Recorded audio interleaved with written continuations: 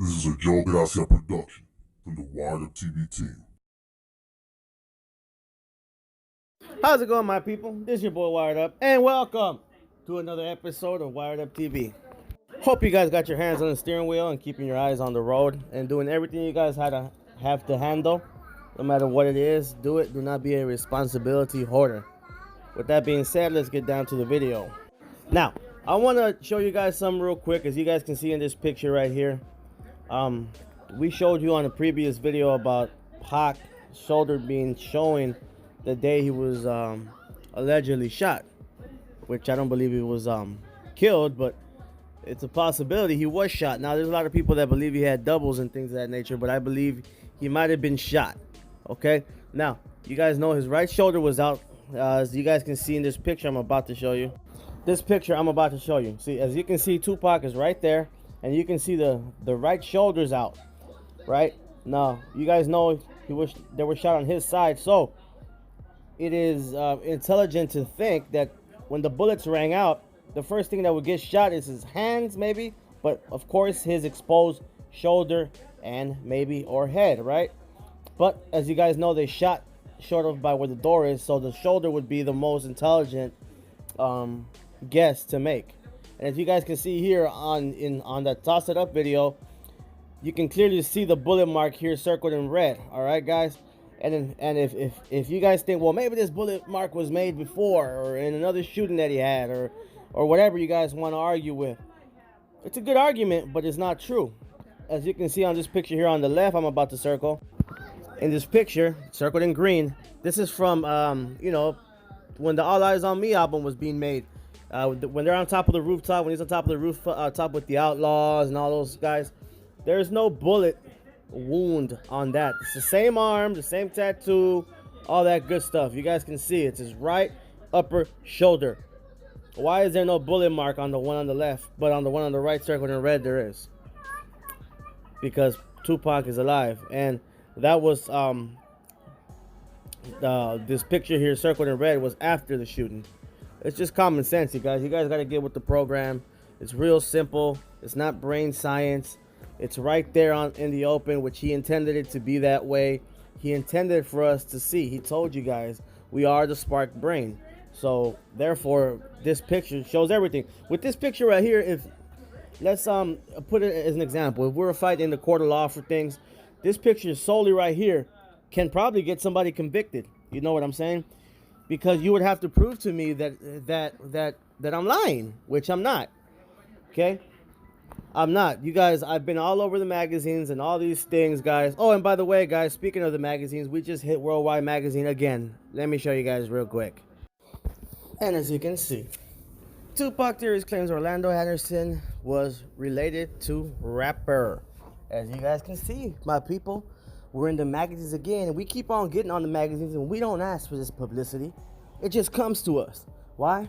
Because we're constantly on the grind, we're constantly on the move, and we're with the people. We're with the real.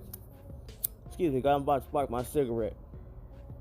You know what I'm saying? Guys, look at this bullet wound. It is a bullet wound from September 7th. I'm pretty sure you guys have heard about this before. The Toss It Up video was filmed in 2 separate days. One was before the 7th and one was after the 7th. Why do you think that in some parts of the videos, people look like they're at it on? In some parts of the video, Casey and JoJo doesn't come out with Tupac. Casey and JoJo and Danny Boy or whatever. Because they were filmed 2 different days, guys. Tupac Shakur is alive, and he's alive and well, and he's going to continue to be alive because we're going to keep him alive and keep him alive and keep him alive, even though he is right now incognito. You know what I'm saying? What happened was that Tupac Shakur was in the car with Suge. The police, the FBI, or whoever it was that tried to murder him that night, pulled up beside him and started shooting. But Tupac was already ready to rumble. He already knew how they were going to come, when they were going to come, why they were going to come. Come. So he was ready. He was ready to rumble. And he knew to wear the vest. He knew to wear the vest, guys. All right? He prepared the automobile. He prepared everything around him. He had people looking out for him to tell him when they were coming, why they were coming, what time, what they had, what kind of gun. And man, he knew everything, guys. And when the first shot rang out, Tupac knew exactly how to act. This guy is militant. He was raised by Black Panthers and the Black Liberation Army. He was not no sucker. This is not the type of person that was gonna get caught slipping in a drive-by shooting, regardless what you guys hear. Okay? He was too smart for that. He knew who was the big players and who wasn't the big players. Okay? He knew all that. All right? And he was not gonna get caught slipping stupidly like that. Okay? Now, let's move on. A lot of you guys have been asking, or not asking, but have been telling me, "Word up, I got a picture with Tupac and his fingers shot off." Well, the homie and Wired Up TV team member and family member, Joe Gracia, got right on the research and he got it for me. The picture on the left is the picture with Tupac and his finger shot off. This picture was after September 7th. Now, from all the theories that were saying that Pac's double was actually shot and all that, with the research we've been doing and what I've been trying to find here, or what I've been finding here, I'm kind of leaning more to the point that Tupac only hired the double to die for him. Devin Clark was already gonna pass away of HIV/AIDS. He wasn't mobile. He wasn't able to walk too much. He was very weak. Tupac just needed him to slide into that gurney, basically, when they were at the hospital. He just needed him to slide into that hospital bed. He didn't use him to be in the car or none of that stuff. Okay, he didn't. Why didn't he? Because Pac knew that the police are kind of a titiri, all right? They're kind of, they're not the sharpest crayon in the box, but they're not complete imbeciles, all right? A lot of these police officers and three-letter word guys are people that have been to school, people that have trained in these stuff, all right? So they're not imbeciles. He knew they were gonna see and make sure that was Pac. He knew they were going to be watching him. He says it in his music. I know you guys are watching me with scopes. I know. Okay? And he keeps saying, "This is Thug Life, baby." That's why he has that Thug Life beanie. He said it in the Vibe interview. Thug Life not only became a way of life for me, but it became a way of life for me for life. Okay? Tupac Shakur knew what's up. He knew he couldn't use a double for the shooting. We do believe he used doubles for the casinos and stuff like that, just to kind of get him wherever he wanted them, because he knew that they were going to try to get him while he was mobile in his most vulnerable spot. So Tupac created the most vulnerable spot, and that was going to be in the car. The car was protected, the door was protected, and he was protected. Okay? He knew exactly when those shots were going to ring out, and he knew that the police were not imbeciles and they were going to look and make sure it was Pac in that car. So they shot. His finger got shot off. Okay? His finger was shot off. And his shoulder was hit. That's even in the hospital report that says that his finger was shot off. Okay? Guys, it's not really brain science here. Okay, the only reason he used Devin Clark was to put him in that bed and get up out of here. Okay?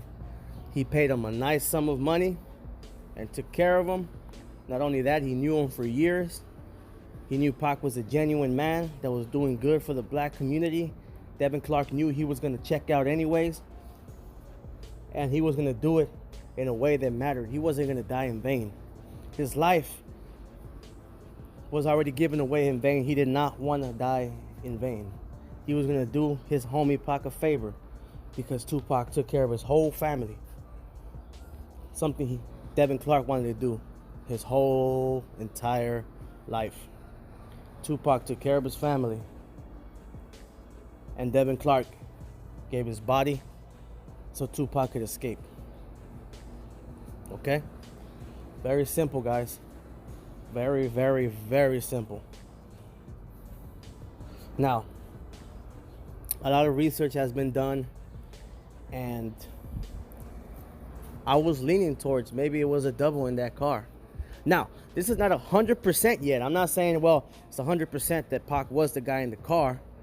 But with this evidence here that we have now, and by me speaking to certain people, guys, we're now leaning to more of that it was Tupac in that car. Okay? Look at that picture. Tupac's finger is blowed off. He got his finger blowed off. He ain't got his finger. Okay? Tupac Shakur got away. And he is still alive right now. And it makes me so happy to say this with such a confident brain and such a confident word. It makes me so happy to be able to tell you guys this, because he is a living legend. He has taken people out of depression, people from committing suicide, people from going to jail, people from doing drugs. He's taught all of us something, young and old. Okay? Tupac is not dead. Evidence after evidence after evidence keeps getting shown that he's alive. And I have not seen one piece of evidence that can make it, that can basically close the case. They can't even solve the murder, guys. All right, it's been over 20 years and they still can't solve the murder because there is no murder. I'm pretty sure you guys have heard this, and with this, I'm going to end up closing out, guys. I'm pretty sure you guys have heard this before. No body, no murder case. How do you think the Italian mafia used to get off? How do you think John Gotti used to get off so much? Because they used to cut them little bodies into little tiny pieces, put them in acid, and send them right down the drain packing. That's why they never got these guys and put them in jail. They knew these guys were murdering their friends. You know how the Italian mafia goes down? They knew it, but they could never catch him because there was no body, no case. You can say, well, he killed him. Okay, well, where's the body? How do we know he's dead? How do we know he just didn't run away? How do we know that he didn't find out that they were going to try to kill him and just ran away? They didn't know that. They couldn't prove it. They have to be able to prove it in court without a shadow of a doubt. Okay? And they couldn't get him.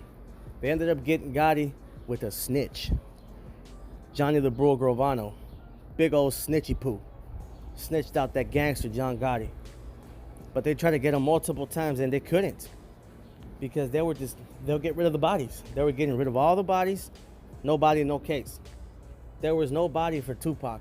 The cops found out that it was BS, that Tupac pulled the wool over their eyes, and they were pissed off about it. They couldn't believe that this rapper was so intelligent and sophisticated and so well read.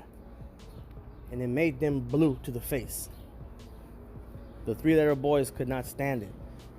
And you know what? They still can't stand it, guys. But you know what? We can stand it. Because Tupac Shakur is a living legend. He is a hero. Not only for the African American community, but for all those underdogs, for all the people that were told they weren't going to make it, for all the people that were told to shut up, for all the people that were passed on at jobs, for all the people that try to get up in the morning and have a kid to support and the mom is gone or the dad is gone, but they still get up, keep their head up with a smile on their face and provide for their children. That's who Tupac is. And the government hates that. They don't want us to figure out the facts of life. They want us to stay stuck where we're at, be a good boy, and shut up. Just like a bunch of dogs. But we ain't dogs. Keep your guys' head up. Don't let nobody call you no dog or treat you like a dog. Do your research. Make up your own mind. Because I tell you once and I tell you again, perception is reality. And what your perception is of your life, that's what it is. So don't believe what people are telling you without you doing your own research. Okay? Do your own research and keep being beautiful and keep being yourself. With that being said, my people, like I always tell you guys, stay wired up. And I'll talk to you guys as soon as possible. Take care.